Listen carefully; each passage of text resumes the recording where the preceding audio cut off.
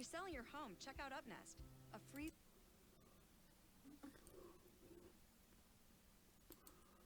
Good time of day to all of you, my friends, here on the Internet Chess Club.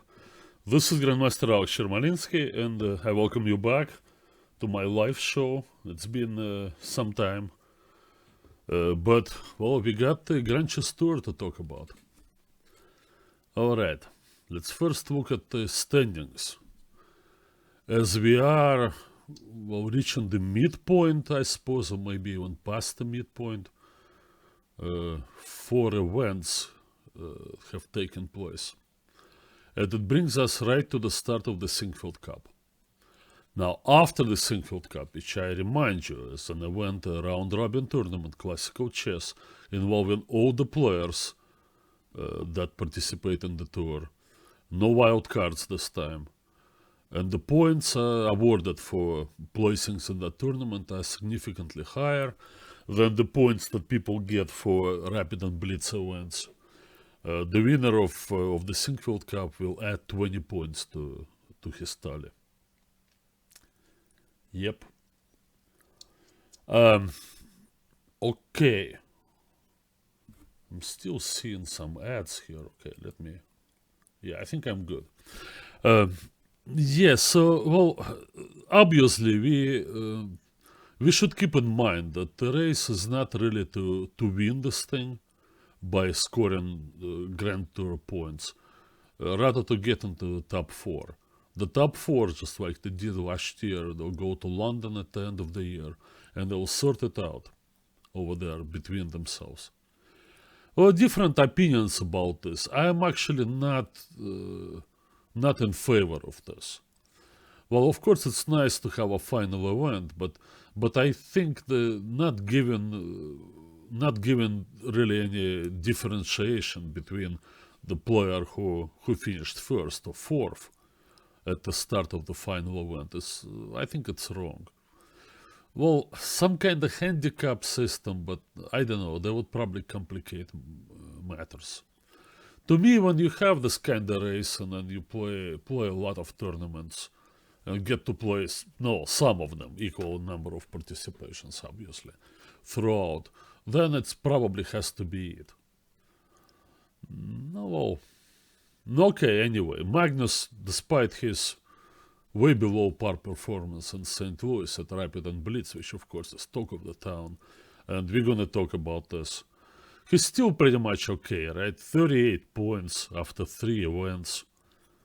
I mean, seriously. No, well, I mean, he's gonna be in the top 4. I mean, I don't expect his form to regain the way he played in the first half of the year.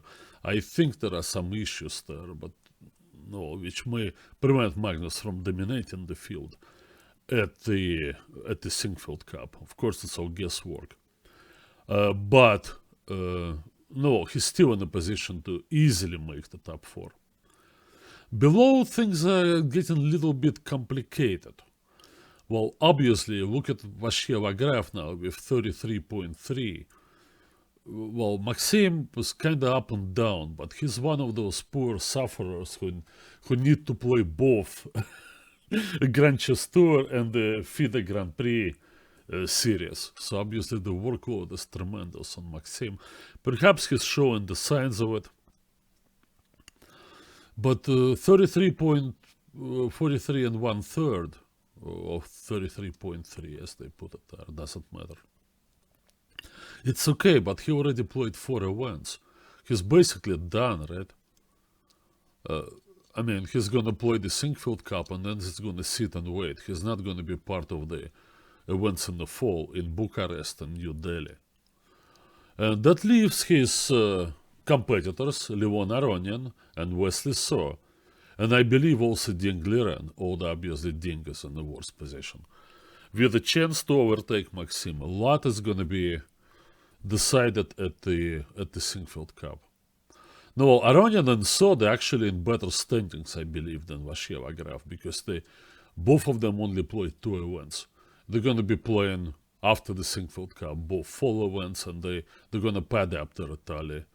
And well, I think they just both need reasonable performance at the Singfield Cup. They don't really need to win it.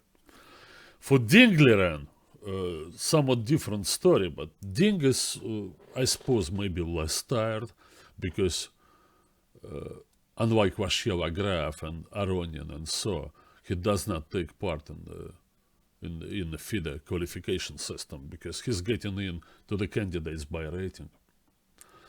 So, well, Ding played exceptionally well, I believe, in St. Louis, in the last event, St. Louis Rapid and Blitz. Together with his compatriot, who's not listed there, UNE, because he was a wild card. Well, they had identical results, positive results, plus results in both Rapid and Blitz. In the Blitz, they tied with Karyakin for first place. I think Ding is in good shape, and I expect Ding to be contending for first place at Singfield Cup.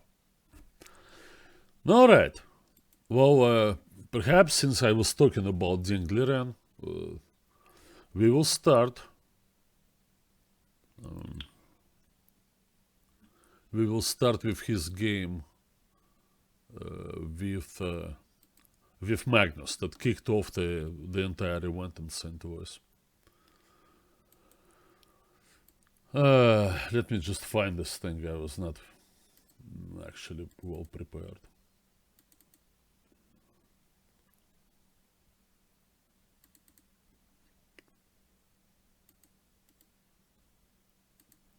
Okay, getting this game up.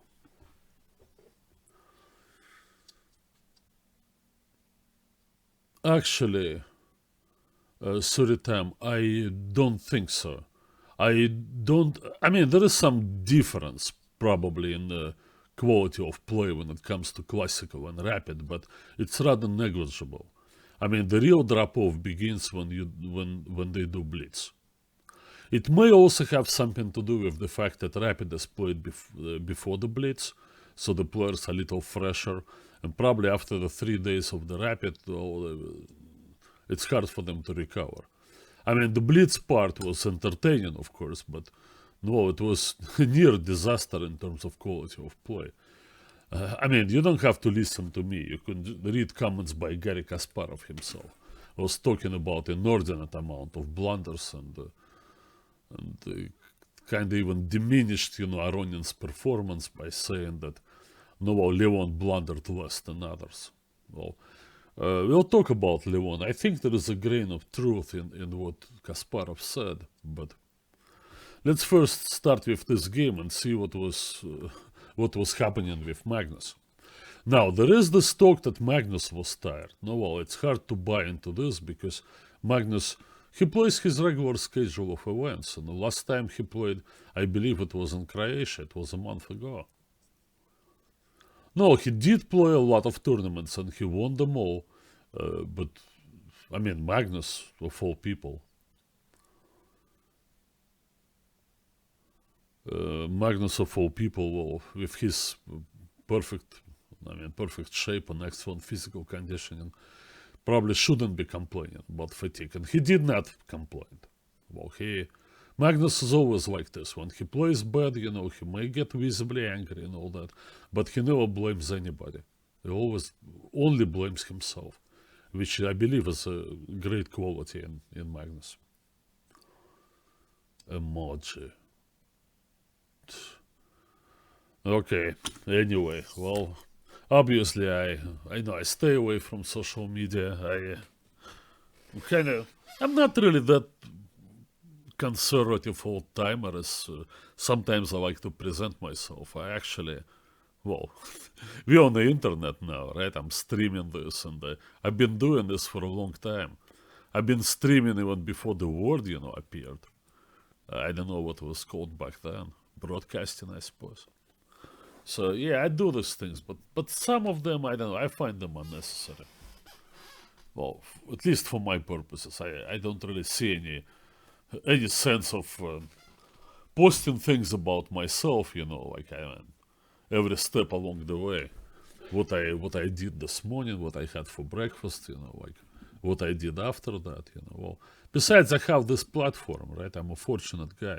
I talk to people, and anybody who cares, well, they always ask me questions, Hey, Uncle Yermo, how was your day today? Well, I'll answer. Anyway, to this game, the first game. So Ding opens with d4 and...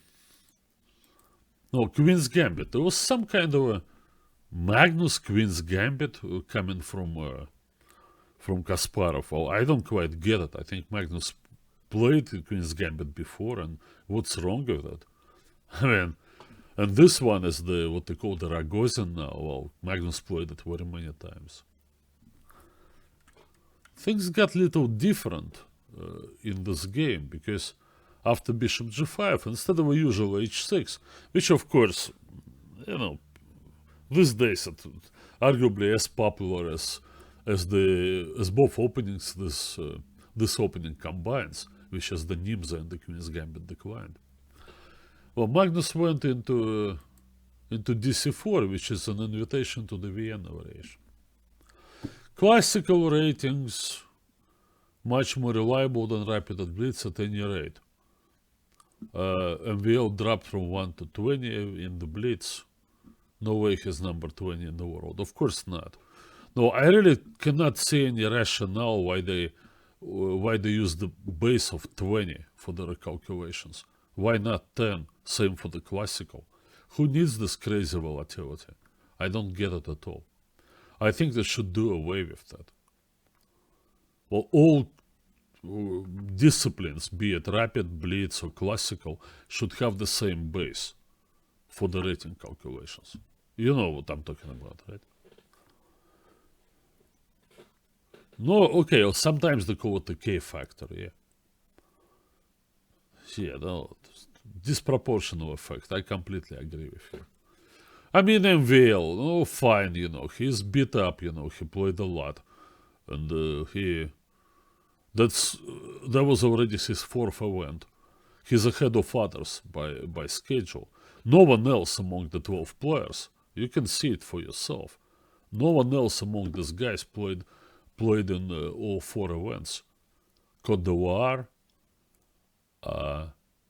Croatia, Paris, and now St. Louis. MVL is the only one, so he's a little bit up, but okay. Anyway, back to the game, dc4, and go c5, go to the Vienna. Well, I'm just thinking, Magnus, obviously, he won every tournament prior to this one. And he did it by opening up his game a lot. He's considerably more aggressive this year in 2019 than he was in the past 3 years, from 2016 through 18. Well, he only won one game classical between 2 world championship matches and all that. So no, he did this work, but the work, I think, was more of a mental kind of work, you know, to force himself to play more aggressively. Obviously, that great find in the opening, the Sveshnikov variation, helped him. But no, it doesn't mean that suddenly Magnus is ready to play any sharp opening line for any color in any game. It's not. No, he's still more of a middle game and end game player, and the openings is where he could get in trouble. And I noticed that in this tournament, he did get in a bit of trouble in some of his games in the opening. But anyway, c5 wasn't played, so he goes for b5 and now a4. Black, if he wishes so, can continue with c6, but this version of the Botvinnik is not as good as the straight up Botvinnik. The inclusion of the moves a4 for white and bishop b4 for black. No, it's revealed here when white goes for this. Obviously, black was unable to recapture on g7 with the bishop. Now facing some issues here. g4 is risky because the h-pawn will run. Obviously, white knight goes to the middle. Capturing on h4. No, you have to spend time now taking this pawn with the queen. Queen f6 is the main move. This is old theory. I won a couple of games some 30 plus years ago. No, yeah, blitz is tricky. Everybody knows that. Well, even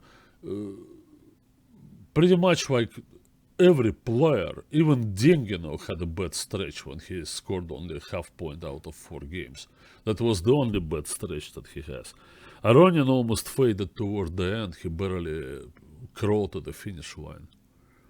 No, that's how it is in Blitz tournaments. And Magnus, who started off the last day of the Blitz with straight up wins, and we thought, okay, well, counting how many games is left, so maybe Magnus can catch up, suddenly got in a 3-game losing streak and ended up, 50% or whatever his total score was on the Blitz. Yeah. Anyway, so the move c5 in some ways is logical, and it's a relatively new move. I was not familiar with that move at all until I saw this game. Although it had been played already on good players. So this takes, knight takes d4. Now white's plus, if you wish, is that the a pawn captured on b5. So it opened up the white rook, which can do things against the a7 pawn, and the b5 pawn is pretty strong. So h6. Previously played in the game we did do, there was capture there and bishop takes c4. No, white is up a pawn, but his position lacks stability because the e pawn went a little too far. Now the d4 knight is kind of suspended in thin air, and once black castles, you always have to worry about the move rook d8. No, there are tactics here, like white wants to play e5 and followed by queen f3. So no, so this is a possibility. So black also has to be on high alert. But all in all, in that position, black's probably okay. I like bishop e3 more.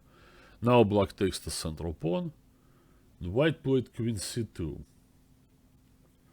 One more predecessor, game between Iescas Cardova and Mingar Carceler, in which Iescas, who was a very good player at his time, we played a few times. Now he's more involved in similar thing that I do, he's commentating. Miguel played queen a4, which is more aggressive move, so he hits the bishop. And his opponent, I don't think that his opponent was able to solve opening problems. After this, he had to go back, but bishop takes c4. Well, white's better developed, good pawn on b5, and is preventing black from castling. I think everything indicates white's advantage here. So I don't know, maybe that's the way to challenge it, but Ding played queen c2, took the pawn back, and then queen c7.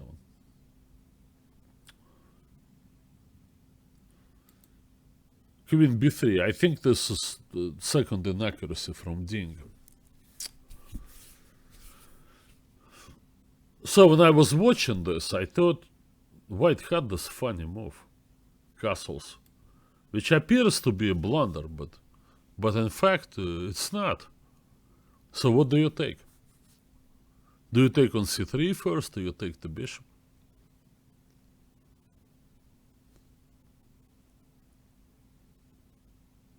Oh, if you take the bishop first, I'm gonna take that. And when you trade queens, your other bishop is gonna come under attack. Now, this one smoke clears here. White is always gonna be better, because the knight from b8 not developed, and the b5 pawn, I repeat, way better than the pawn on a7. Way. Now here, the bishop goes back somewhere, white goes knight c5. So on.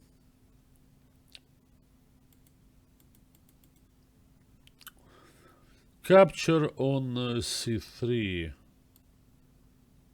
this way. White goes bishop back. Hits the knight.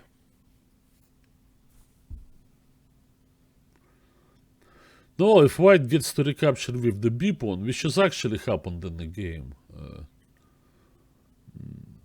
No, well, he would repair his pawn structure somewhat.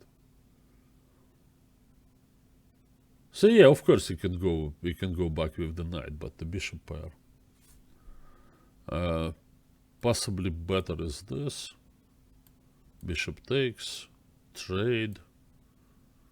Now white is unable to take back with the knight because that after the bishop capture also the knight will be hanging. So he has to take this way and then bishop b6. Now this is a good bishop transfer for black. And then well, he should be able to survive all this, I suppose. Still white can do this, castles. I don't know.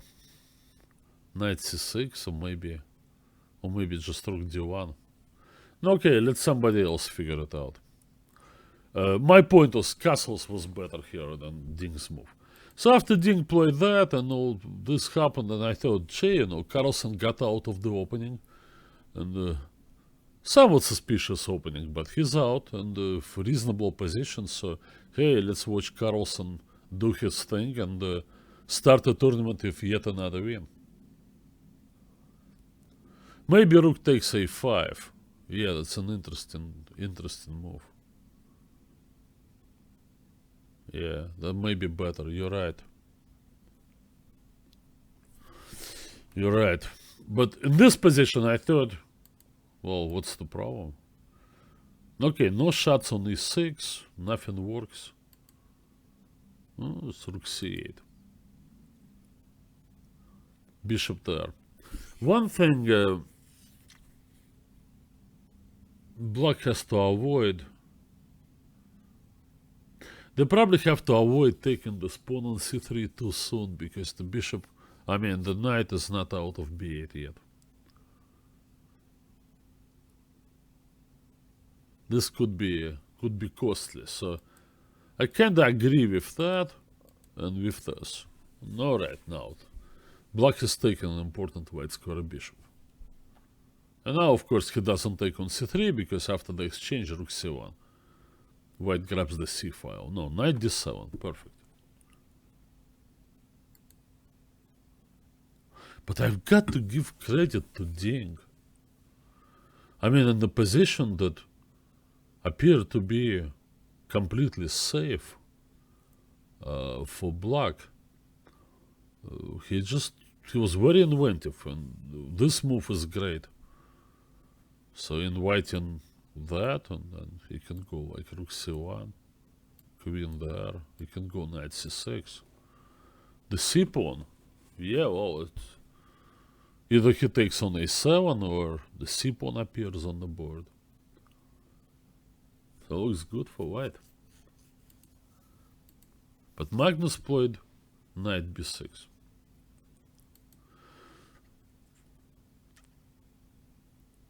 Well, knight b6 is an obvious move because you are in that c4 square and possibly moving the knight to d5 and you shooting the a7 pawn. I think it's totally wrong concept. It's wrong in the sense that Magnus neglected the king side, leaving his king with no defenders. It's only natural, right? You win every tournament, you practically never lose games. And you don't think that people can do any damage to your king. Okay, see what happened here. It all starts with queen g4. Alright, king there. Nice move. e5 was probably in black plans, but right now it doesn't work because of the check. Rook a1. No, white is planning rook lift. Possibly even to go all the way to e5.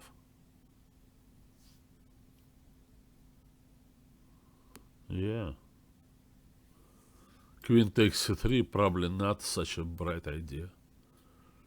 Bishop e5 is terribly dangerous, setting up also knight discovered attack on the queen.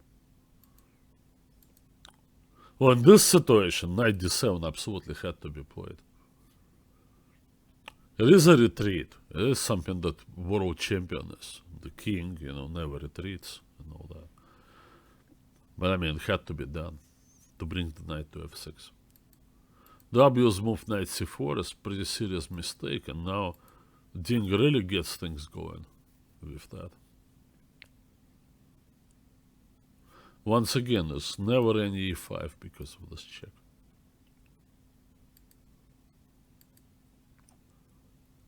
Now, computers were saying that queen f8.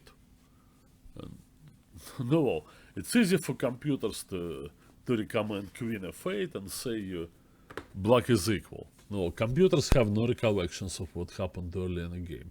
For a human player to move the queen from active position all the way back to f8, it's extremely difficult.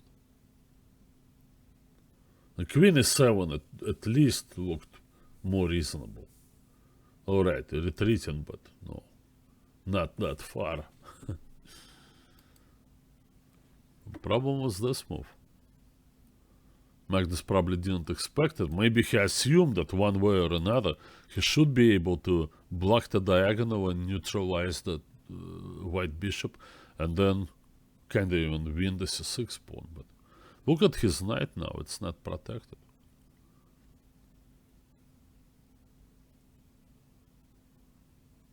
A loose piece.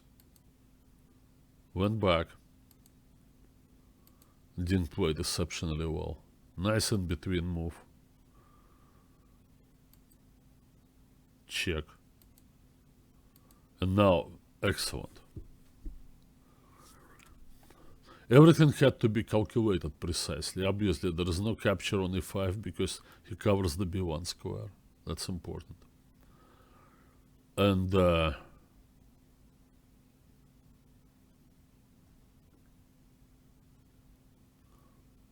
not sure white threatens to play queen takes b6, because in the end, after you put a new queen on the board, rook takes e5 will become possible. But white can always, if white has time, he can always move his h-pawn, make that flight square for the king, and then he's going to be threatening all sorts of things. Black is just unable to resolve this situation. Oh yeah, the h-pawn went. No, this already shows that Carlsen simply didn't see anything, any better moves. No, clearly black is not going to take the game to the endgame. Not going to be able to do so.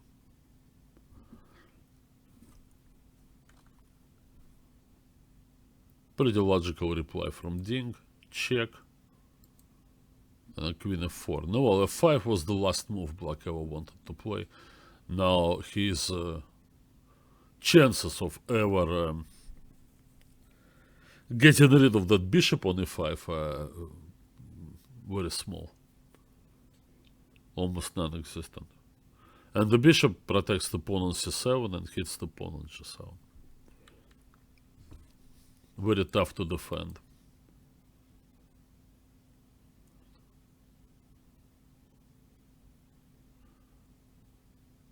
Yeah, on that. The knight probably had to go because, I mean, what else can you do? I mean, you can't even move the... Yeah. Okay, so he went back. Now queen there. Very good move, h4.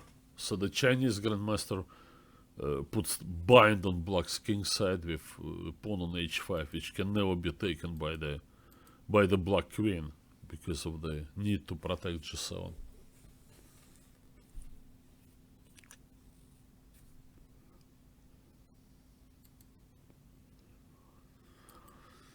Now after bishop returned, it's time for white to activate the rook.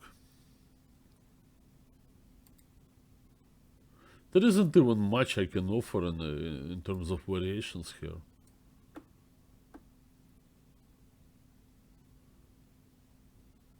Black appears to be busted. So that knight makes the second track to the c4 square. And Magnus counted on perpetual check. from d1 and h5, but after queen takes, which is a nice final blow, and new queen, when black goes king to f6, white of course will not capture the rook, because that would be perpetual, d1, h5 and g4 are the squares. Instead, queen d8 wins the game, because you either walk into a mate, else you go this way and then you get hit by that, and you get hit by that. Okay. The game is over. White can choose and take the queen or take the rook or deliver checkmate. Whatever. Yeah. What was remarkable about this game that I felt that Magnus was not out prepared in the opening. The opening was rather unfamiliar for both players. And I think black came away with a decent position. So only to be outplayed in the middle game in exemplary fashion. I was really impressed the way Ding handled this.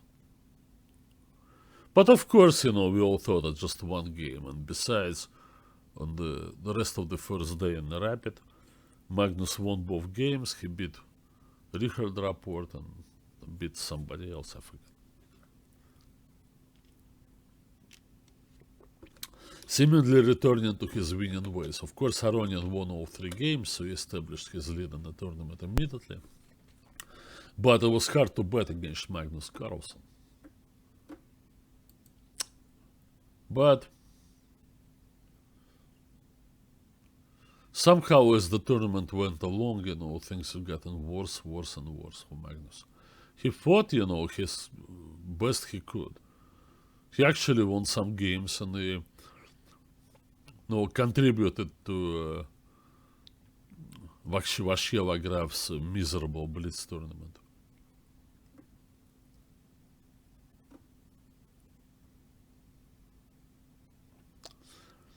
Yeah, he beat Dominguez, I remember that early move, Queen G4. That was actually quite nice, yeah. But probably the seeds of this were visible in this game. Now it's easy to say this, obviously, and knowing how it went. But this is not the kind of a loss one would expect from Magnus, to be outplayed like this. All right. Okay, let's look at Levon.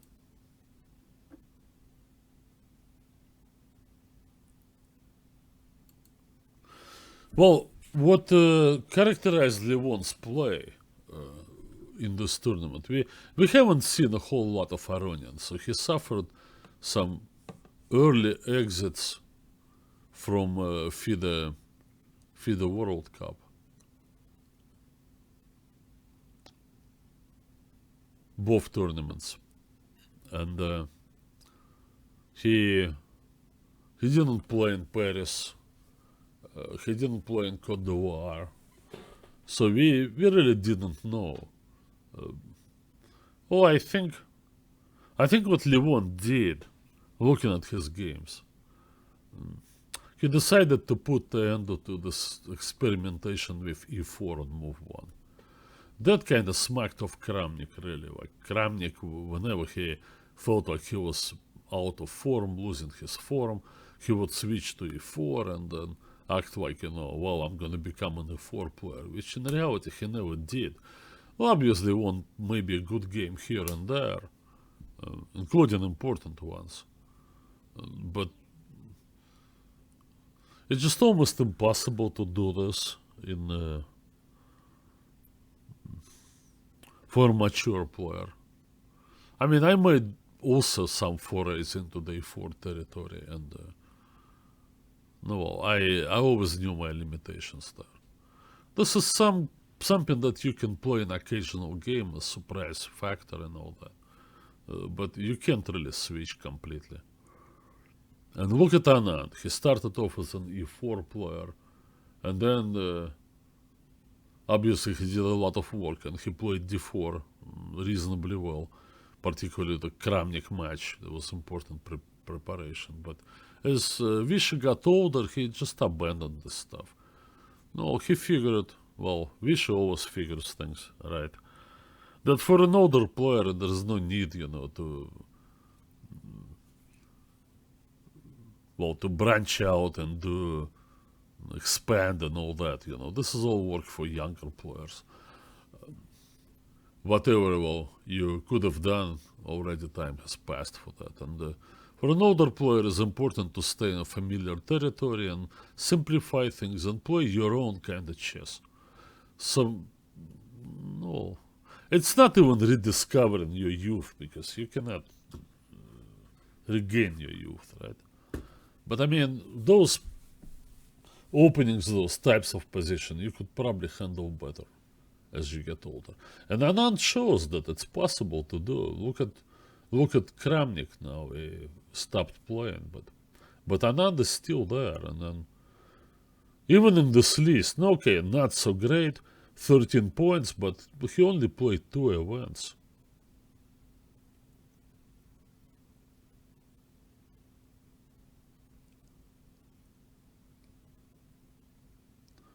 No, well, yeah, that game was a good example. Yeah. Obviously, Kramnik was well prepared with that G5 push, but I mean, no. I mean, I don't want to criticize people's choices in life and whatever. And I mean, it's sort of more of a strategic life choice to go into completely different territory. I mean, there are no chess reasons to do this. I mean, people kind of believe, that a fresh look, a fresh start can rekindle your passion for the game, and but most of the time it simply doesn't work. And Levon, I think he just went back to what he does, his game, his play in this tournament. Well, despite some blunders and some bad games, well, it gave him impression of very natural, organic Levon Aronian chess. And he done very well with that. So this one. Yeah, Levon always played answer d4 with e5.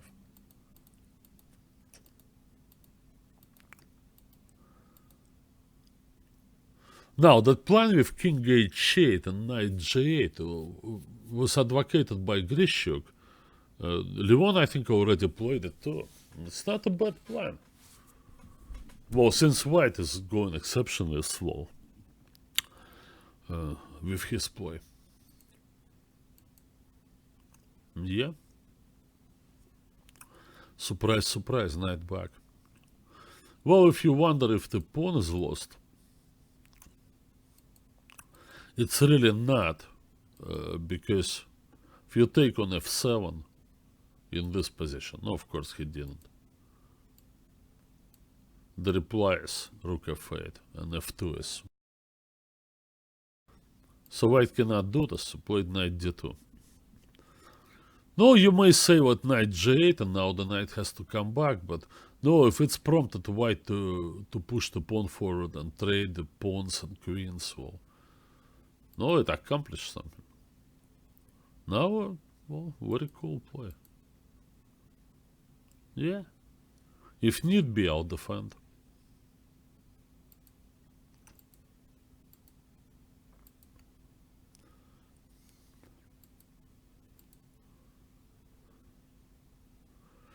So this is typical Levon Aronian. No, he has excellent positional sense. Here he figures that it's going to be harder for the white knight to occupy f5 than for his knight to come to f4. Although this development of this knight remains the main problem, but at least g5 accomplished the most important goal of stopping white's main threat of g4, g5.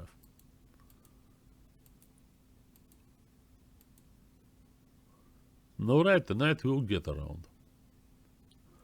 So MVL clearly he sensed that if he had anything, any kind of advantage, then it was evaporating with every move. And he wanted to do something, but there just isn't much to be done.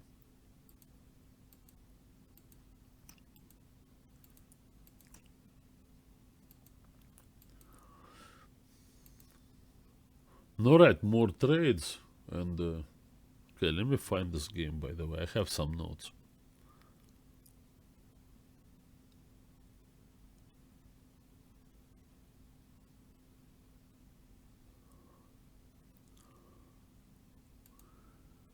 Oh, hang on a second. I think I found it.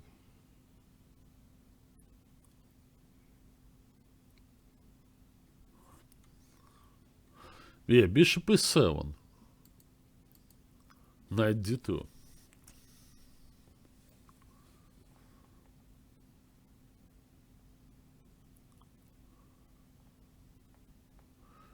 I think computers were giving white some substantial plus here. I don't really see why, because the only target is the c7 pawn, which black can protect with the ugly move bishop b8, if need be. And there it goes. This is the path to f4.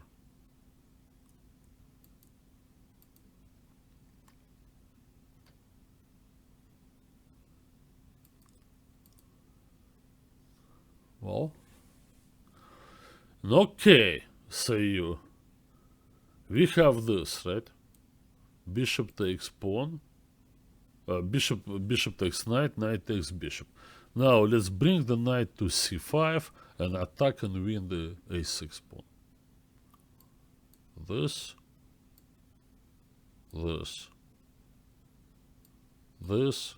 but then comes that.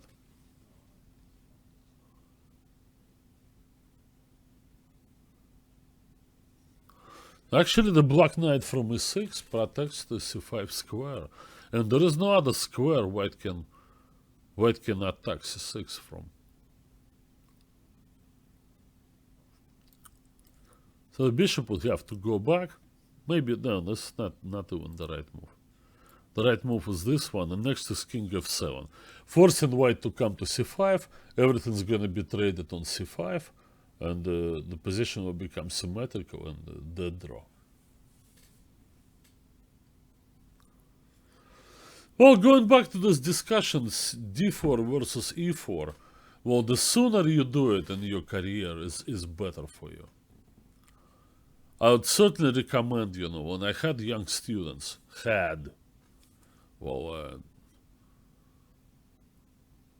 I think I have only one student now who's younger than 20 years old. And he's not really, he loves chess, but he's not really a very promising player.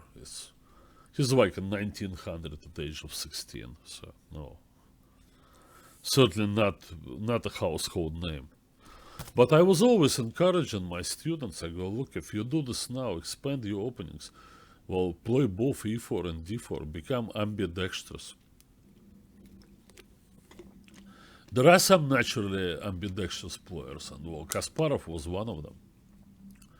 And probably the best example, all the Carlsen, but Carlsen's somewhat different story. Carlsen simply pays no attention to the opening, not to the degree, that any world champion before him in recent times. Also, my good friend, world knockout champion Alexander Kalifman, he played both e4 and d4 from very young age. Well, grandmasters must be adept at many styles, this is true, but certain things you naturally do better, and that's why they're more reliable, and particularly as you get older, and or fluctuations of your form, it's always better to fall back to what you know best. It is known from sports psychology that when you're in poor form or suffering from an injury or just on downside of his career because of advanced age, well, you're actually going to start losing your skills, but you begin to lose your skills from the most recently acquired ones. The seniority principle, right?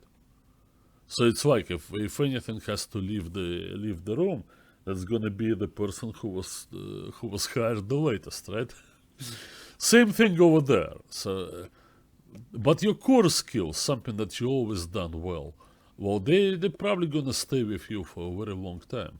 So the task for the chess player in this situation is just to simply adjust the game that way that you stay within your comfort zone more. I mean, I understand, there were great times in my own chess when I even kind of claimed, although not publicly, that I can do anything as long as it bothers my opponent, as it interferes with his play. So I did that, but no, it was very difficult work. It required a lot of calculation and attention at the board, and obviously, and I wasn't really very young, I was in my late 30s, so I burned out after 2 or 3 years. Which is okay, no regrets, of course.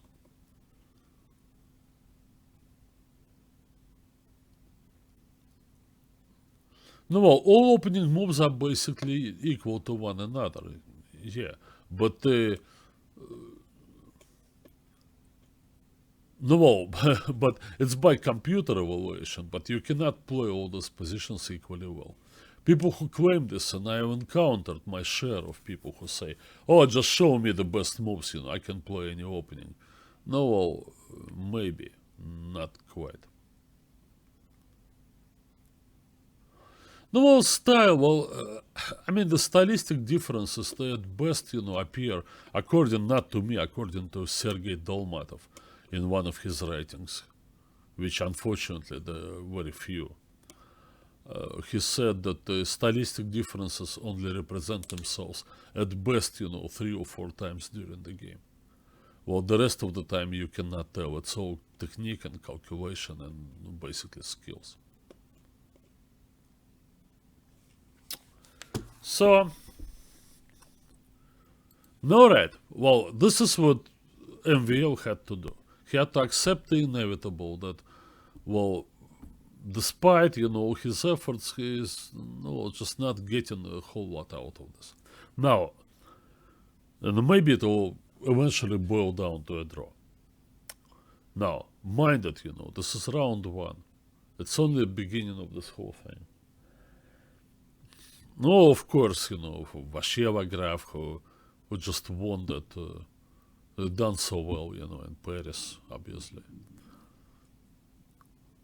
Well, he wanted to do very well in this event, but no, perhaps, that fatigue that accumulated, because fatigue always accumulates. You go play tournaments one after another, and your recovery period is becoming longer and longer.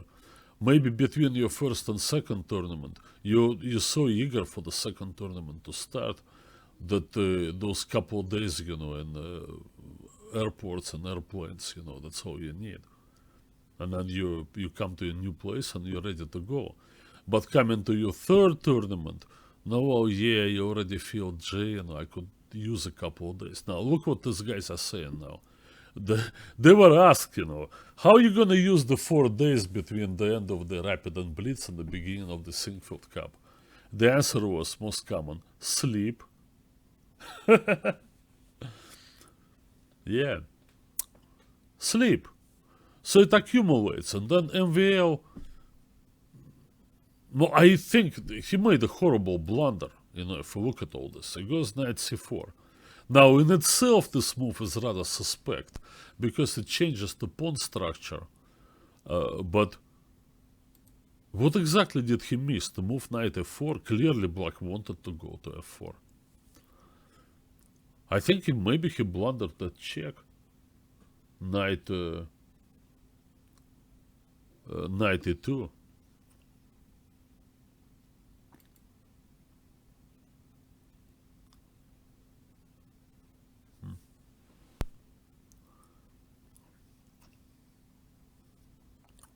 Actually, the position still well, it's not maybe solution, but that was the right way to go, because you're threatening to come to f5 with great degree of activity. Never mind the pawns.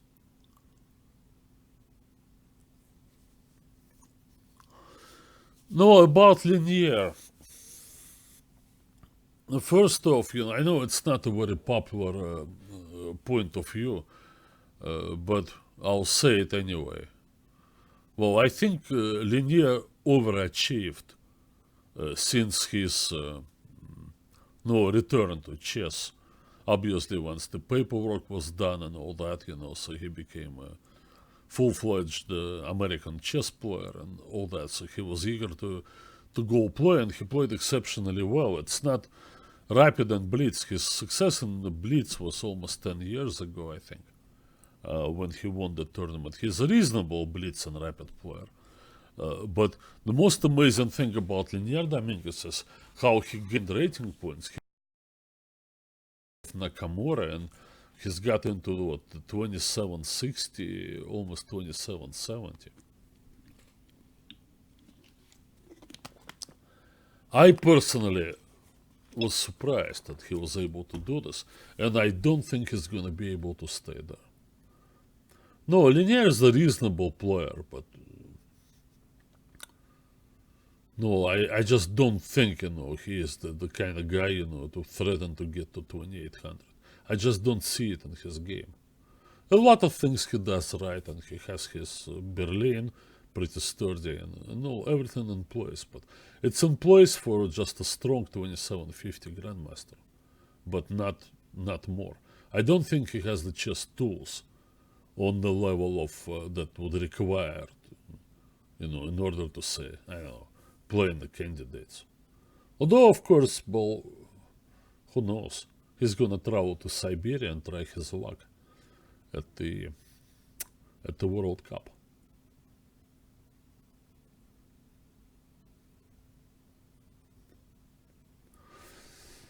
No, I mean, I wouldn't say obviously he's not weak, but I think it simply is on overachieving phase, and he's gonna come back. I mean, he had this good drive to do this and good emotions, so everything's very positive. Things are turning in his life the way he planned. It's a very good situation, but, such things, they never last. And we will see.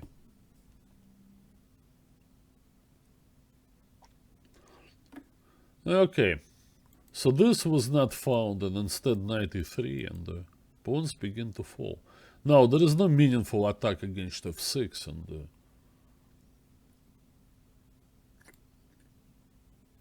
suddenly white is like near lost.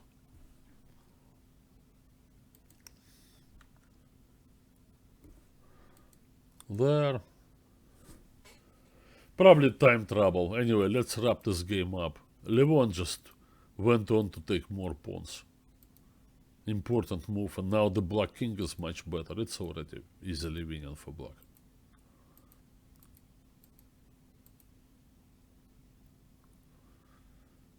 Nicely using tactics. No, this is Aronian's chess. Now, good solid positional foundation, and very quick and inventive with his tactics. Pretty good player with knights, by the way. Look at his knight. Grabbed everything, and now returns to c5. Okay, time to resign, Bishop under attack. Black will probably simplify with the move knight e5 check anyway, if need be. No. So, 2 games I showed you, and 4 players, and it's basically story of the tournament, ultimately. While Carlsen had his moments, and Vashieva had some good moments, in general they both struggled. Now, Magnus, surprisingly, aside of getting in trouble in the opening, he was sometimes getting outplayed in the middle game by his opponents, which had never happened in the 7 tournaments or 9 tournaments he won prior to this event. MVL, I think MVL also, he played his style, he played aggressively and won nice games, but he had blunders and and all in all, his play just lacked something, the spark. No, yeah, well, hey, you know, like, I mean, why does it have to be so difficult? Chess is, in a way, it's a simple game. Well, learn the basics, learn your openings, keep things simple, and look for an opportunity. Most games are not won, they're lost by the opponent. I forgot who said this. You can say Uncle Yerma says it. Remember, most games are not won, they're lost by the opponent.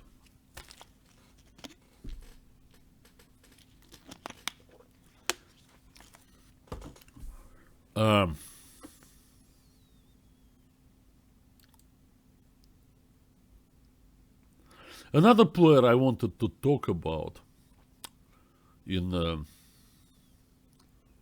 this event was the one of the wild cards. Obviously, Yuan Yi should be mentioned first because no, he actually was in a tie for the Blitz, first place tie, and altogether he had one, if not maybe absolutely the strongest showing among all wild cards ever in history of Grand Chess Tour. I think Grishuk was more like middle of the pack in Paris, and besides, even when Grishuk appears as wild card, I mean, I'm not counting Carlsen when he played an event or two in the years when he was busy with the World Championship match. Yeah, of course, you know, John, you know, you can never trust what these people are saying, you know. They're not there to spill your guts, you know, only, oh man, I have a chance to talk to a microphone, you know, like, I mean, well, gee, you know, of course they crack jokes. Oh, that's little, sometimes they can be little deceptive, you know, that. There is a lot of self-deprecating humor, you know, that a kind of a thing, you know, that chess players are known for. You see Peter Swidler for the best manifestations of that. Peter would go, oh, well, I think I may have played the Grunfeld defense 2 or 3 times, but I really don't know anything about this opening. Yeah, right. Anand, okay, well. At least Kasparov was never guilty of that, you know. Kasparov would say, I'm the man.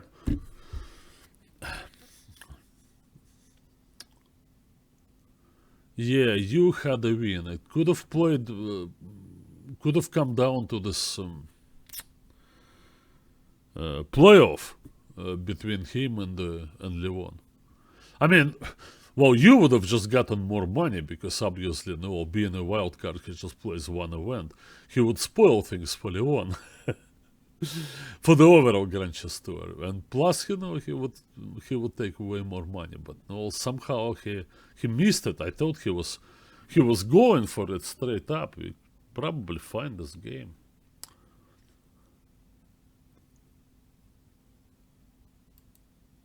Let me get this game, guys.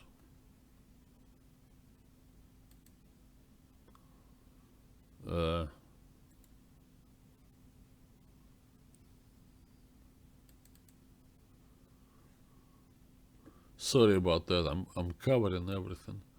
I need to bring this game up. Give me just 1 second.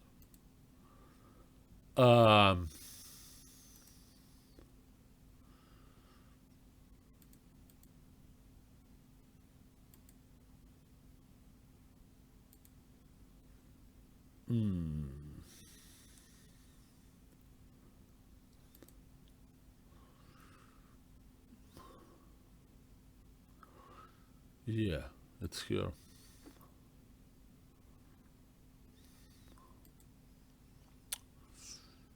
From the first round to the last round. This is what we're gonna do.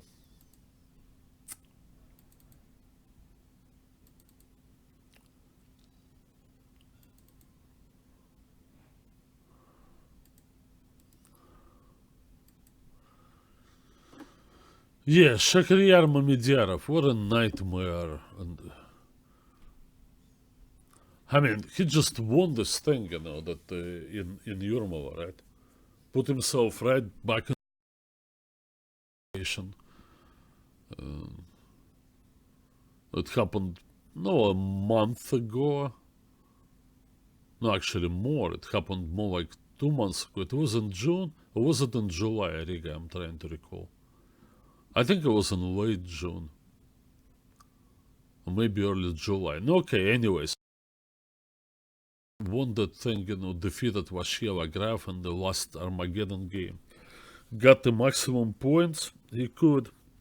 Put himself in contention for the FIDE Grand Prix thing. And but then, you know what somebody told me? Prior to this tournament in St. Louis, Shakhriyar traveled to the Bay Area, California, and worked there at the chess camp. I mean, sometimes, you just want to experience new things. Yeah.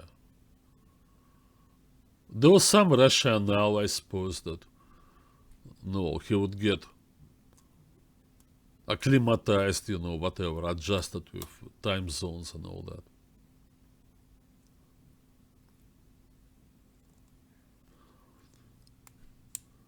But then again, like, I don't know, that's tiring. I mean, I just went through this. I taught 2 camps and played 2 tournaments. And, I mean, the second camp came after the tournaments were over, but I just ran out of gas, I looking back at my shortcomings at the US Senior Invitational, I think they were simply caused by fatigue. I was just physically was not there. Anyway, to the game. Well, the situation before the last round, a full point ahead of you and 1.5 ahead of Vasheva Graf. Levon had white against MVL, and I'm sure he didn't mind making a draw, but MVL, just reached deep, and played a great game, outplayed Levon, and won. It wasn't enough for Vasheva Graf to catch up, but no, he got it helped him. He got more points for the final standings. When I look at the standings of Grand Chess Tour, and we're looking at Vasheva Graf, 4 tournaments and 33.3. It's actually not too bad, right? Considering that he played so horribly at the Croatia tournament, classical tournament, and finished near the bottom of the tournament table. From other tournaments, he averages almost like second place. He averages second place, 10 points from Rapid and Blitz. He's really a great Rapid. It's completely ludicrous, to have him as number 20 in the world in Blitz. I mean, it's just nonsense. Okay, yeah, so Shakhriyar, but I don't know. He looked like he simply didn't want to be there in St. Louis. He looked tired, disinterested, and played all sorts of random openings. And in this one, he went for the Nimza Sicilian, which is actually playable because, look, you get some kind of a Tarash. Oh, you played reasonable. But White's advantage, shouldn't be enough to win the game. In the absence of knights, he kept on pressing, and I think at some moment, we come to critical moment. Shakhriyar,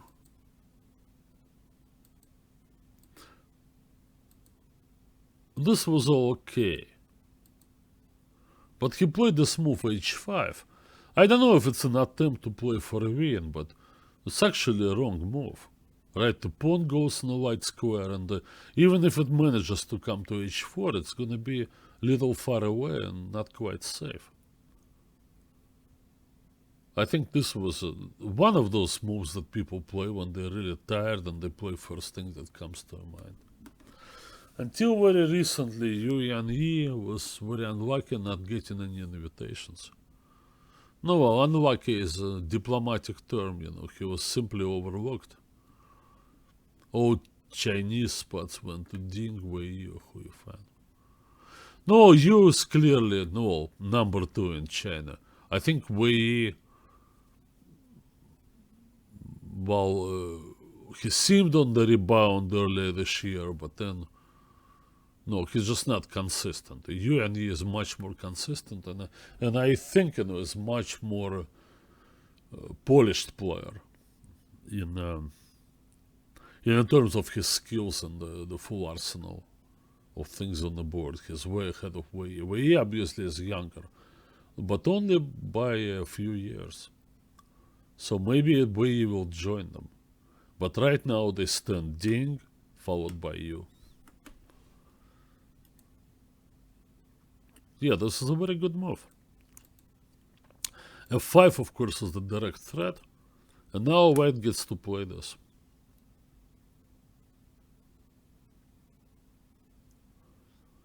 Now, of course, the questions. Well,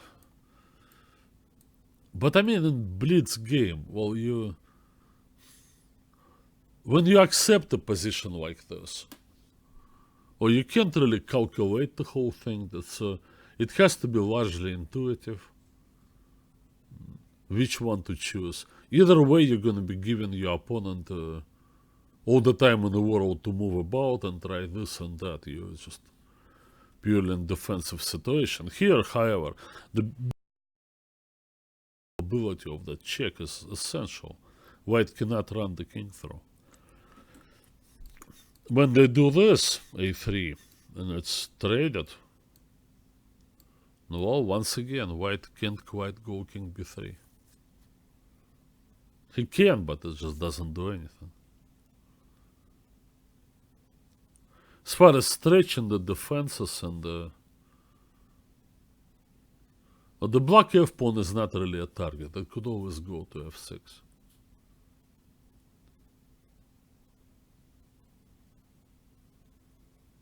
You cannot Zugzwang block.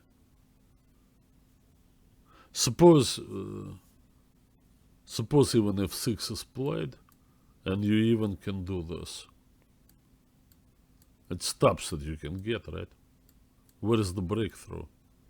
You go there, and you still on king b3, there is always this check. I mean, in same cover bishop endgames like this, it's always how do you get your king through. So that was possible, but he went on for this one, which probably seemed little safer. But of course f5 is forced.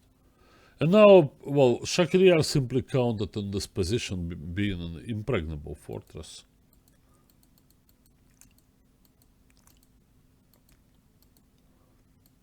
But I played similar endgames. They're not so simple. The white king can infiltrate on the h file and go all the way around.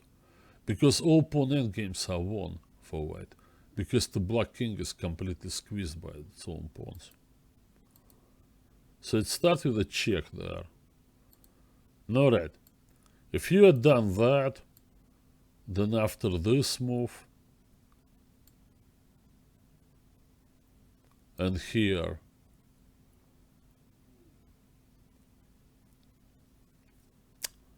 how does white proceed? You can hit this one as well.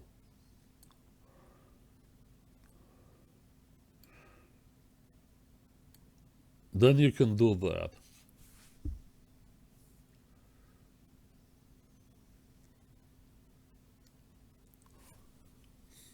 But the black king is... maybe black can just use this diagonal that has 3 squares. Go from c6 to a8.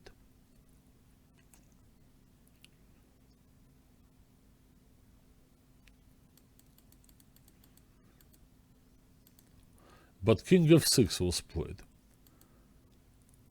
Now this attack, it's a tempo and the king is through. I believe now white is winning.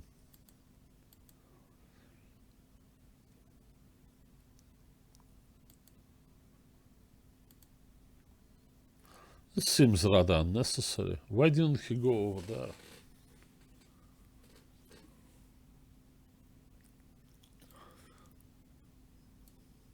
on bishop f7. Now, this is like white bishop h5. But it's never a problem because the black king cannot move. Black king moves anywhere, the white king comes to g7. Use the 3 squares because he only has 2. Do this 3 step. Bishop f7 or king f7, doesn't matter, you already get into h5. Once you got to h5, the king cannot move and the bishop cannot move. No, really, it has to move. But then white gets the g8 square.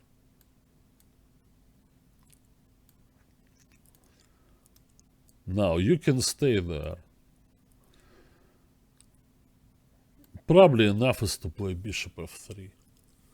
The black bishop cannot control both d5 and e8 from any other square, and the king move allows the white king to come around. Once this situation is created, you can see that the f5 pawn is about to be lost.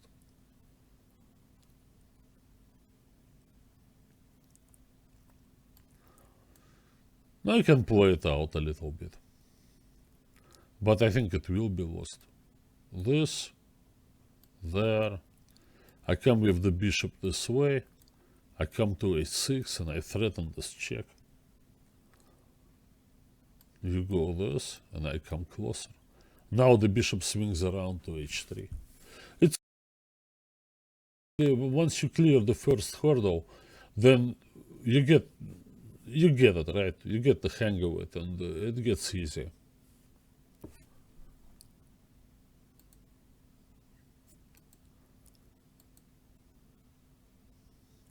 Well, it still doesn't really miss the win because you can always return to the same position. It goes king h7. It's hard to tell what happened to you and then what kind of move was bishop c6. Why didn't he go here? Bishop f7, bishop f3. Put the guy in Zugzwang and one more time. Gain yourself the g8 square for the king. Strange miss, because seemingly you played for this position. Maybe he just got tired, but the draw was not satisfactory for him. All in all, I mean, it solidified his good result. But a win would be so much more, and it seemed like he was on his way there. Well, after some moves, when they played around, draw was agreed. White obviously returned back with the king.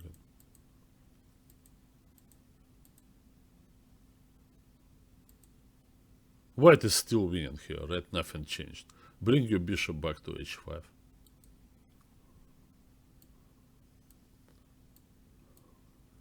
You can even play king h8. What's up with that? You're gonna go king g8. There's no Zug. I mean, the Zugzwang only for black, never for white. Am I missing something? Okay, well, I had a couple of similar endgames. And one of them, my opponent Nick de Furman saved himself with the stalemate trick. It never works here because you have a spare move a4. But you don't want to play a4 in the bishop endgame because it will give another target and no. So this is not an option. What is this? What am I missing?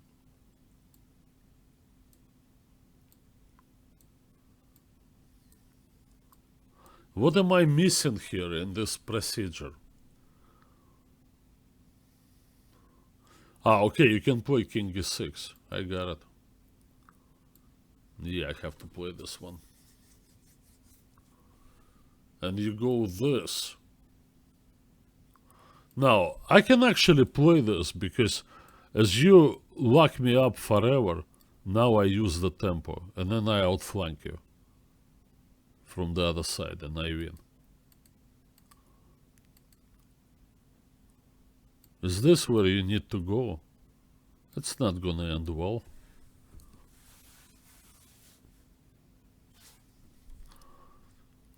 Ah.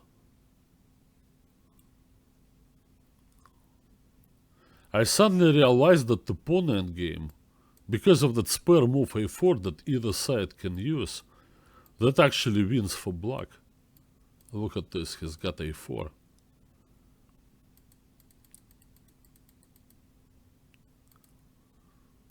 No, okay, I won't be so generous. I'll take your pawn instead. No, white was winning. Yeah, big miss from UNE. You, however, had a very nice win in Blitz over Magnus.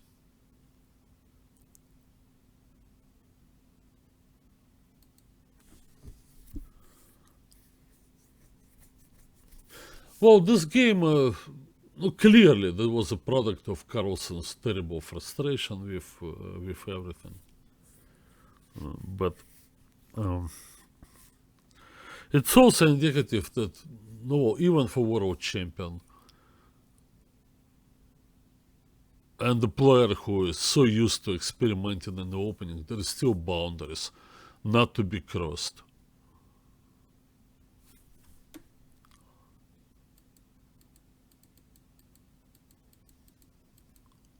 And I'm not referring to the move bishop d7. It's an odd bird, but okay, there are possible transpositions to various things in it. Well, this move is played to confuse white. It also somewhat may be directed against the Richter-Rauser attack with bishop g5. Although I don't remember what black plays in reply to bishop g5, but anyway. Now you just played this, so he wants the English attack. And now that. So he didn't quite get it, but bishop returned to e3. Now I'm thinking about this. If black plays e6 here, which of course Carlsen didn't do, he gets to this old Scheveningen variation without the move a6, which I played quite a few times, and I put the bishop on d7 early because main plan is to take on d4 and put the bishop to c6. And then white does this. By the way, knight b5 is completely nothing. Queen b8 followed by a6. White is not in time to bring any meaningful pressure against the d6 pawn. Black will not be forced to play e6, e5. They will play knight e5. And then they will chase that knight away. On knight b3, no, this is possible.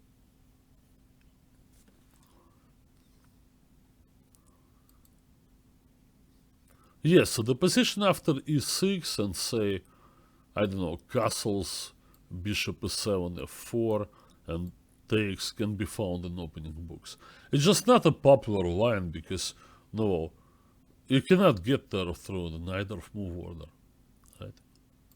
It's clearly not neither. Yeah, the pawn is on a7, but yeah, that's what black had to play, but Magnus went into the dragon. I think in this situation, alright, it's just a blitz game. He assumed that, okay, everything's cool because white played the move bishop e2, which is useless for the attack with mate.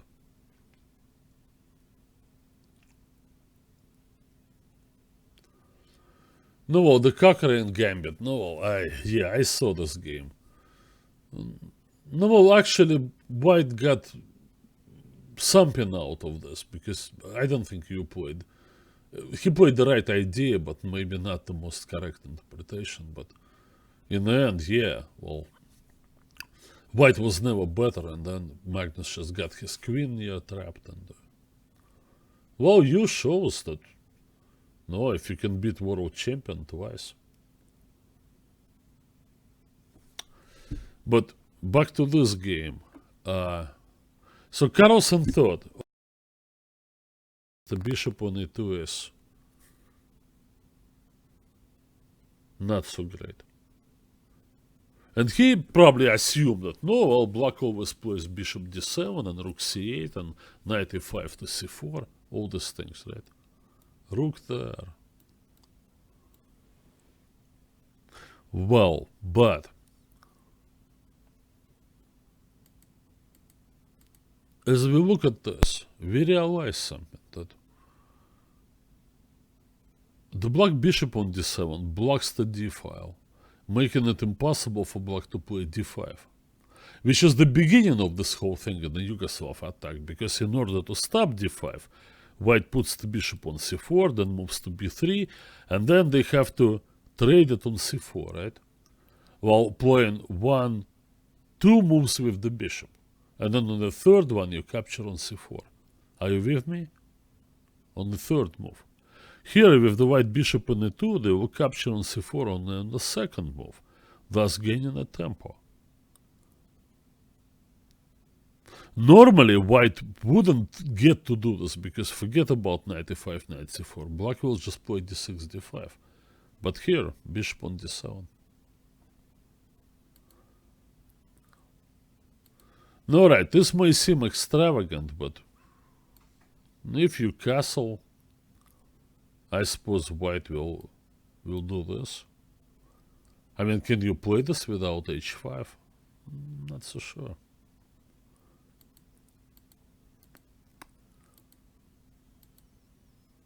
Now that. Now Magnus here realized, of course, that things were not as great as he thought they would be. Well, the main issue, of course, when you play your knight e5, I don't know if he played it. Yeah, he did. Rook e1.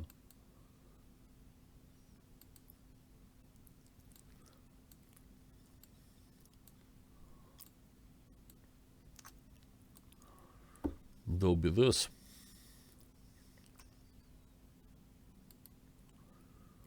So he decided to switch to a6, b5, which is almost never effective in the dragon, because chasing the white knight from c3 only invites it to d5. Carlsen did play h6 and some different variations of the dragon. So he kind of fell back for this, and he was behind on the clock significantly. Knight d5 is very strong.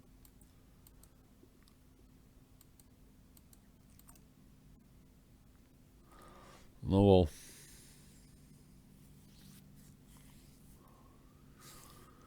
well, what to say here? I mean, black's position cannot be held by regular means. The Sicilian is a great opening, and I played it my whole life, and I probably will never quit playing it. But the Sicilian is heavily based on analysis and practical verification of those. There is always a very narrow path for black to follow. The positions themselves are not that good. They don't allow multiple ways of handling them. There is one and only. Either you know it or you find it because of your experience or whatnot, but one mistake can be fatal, and often is fatal.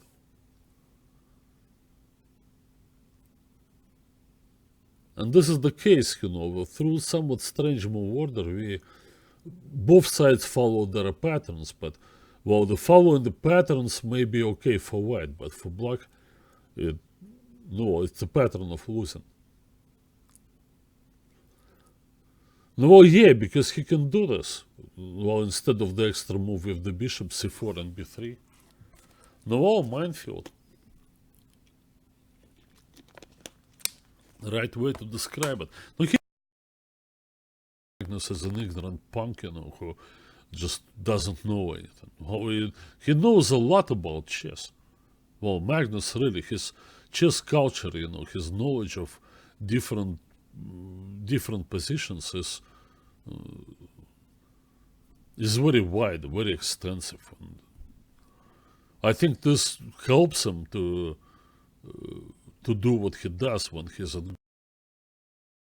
basically his ability to beat best players in the world from random positions. It's almost any opening.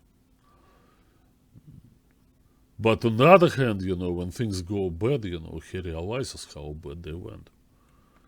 So he tried. Can't blame him for trying.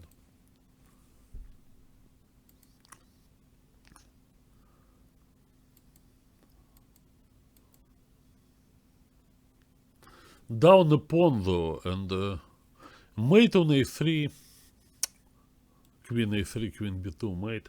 Now obviously white has the bishop. But I mean, what else to do? Because you cannot play this position by normal means. You only have one pawn covering your king, and white just advances everything. It's perfectly centralized. So is this. Okay, at least on this capture you can take the knight, and you cannot take back because of queen check and mate.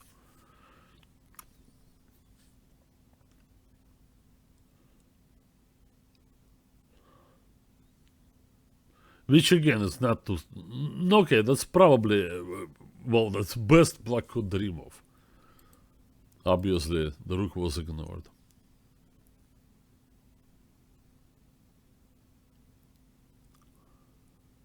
Now you don't really accomplish much by giving your rook, because the knight from b3 will cover it. You can do any check, knight comes back to b3. The bishop can no longer take the knight prior to the check on the b file. Yeah, it wasn't so difficult for the Chinese grandmaster. Nice move, multiple threats. e7, pin on the bishop, queen h6 check.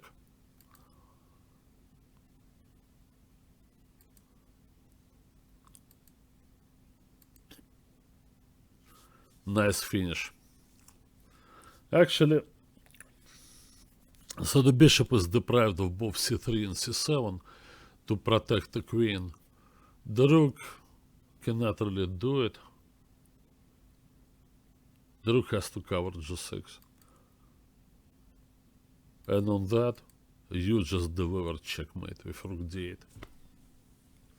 Well, all the black pieces active, right? But this is no guarantee of success. As I said in the Sicilian, you just have to follow the narrow path.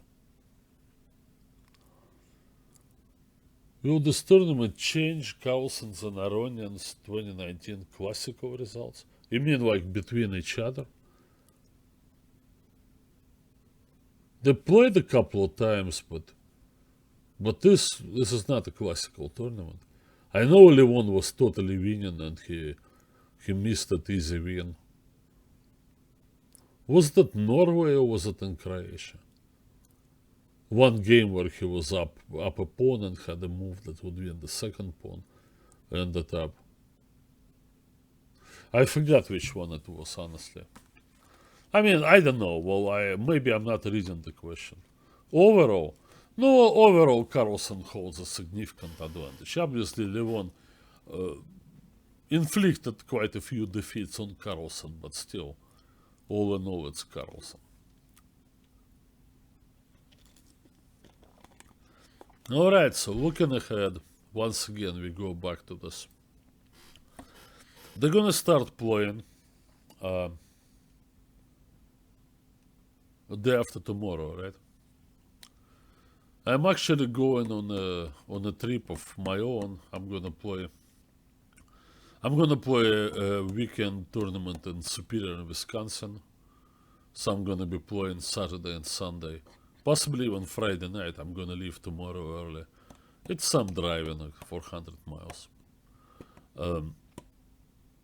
But then, more interestingly, I'm traveling to Estonia for a chess festival organized by my good friend Jan Delvest. And I'm gonna be there, well, coming back on the 27th. By that time, pretty much the Singfield Cup is gonna be over. But I'm gonna be following the tournament best I can, possibly even writing some reports. But with you guys, I'm gonna meet again the end of the month. Thursday, August 29th. Same time, 3 p.m. Eastern. So we're gonna be recapping Singfield Cup, talking about Grand Chess Tour before they take a long break no, couple of months, right? They're returning in November to complete the regular scheduling and determine the 4 players to go to London. So anyway, wish me safe travels and good luck in my tournaments. And I will see you guys again in exactly 2 weeks.